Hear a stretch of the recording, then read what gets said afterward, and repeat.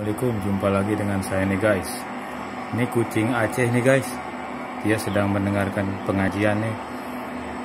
Sedang menyimak pengajian nih. Kucing Aceh ini guys. Masya Allah.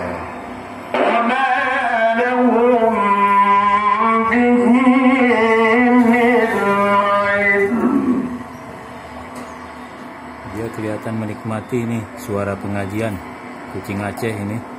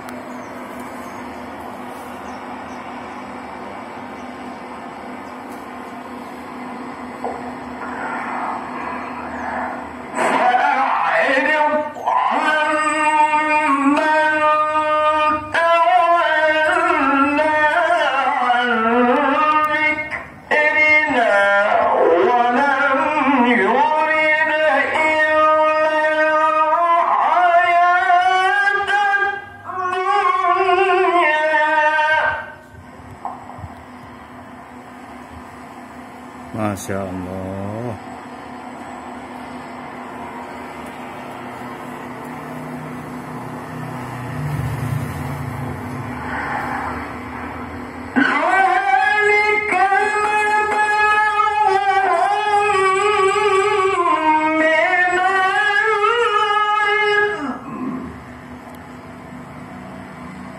Begitu tenangnya kucing Aceh ini mendengarkan pengajian dari masjid.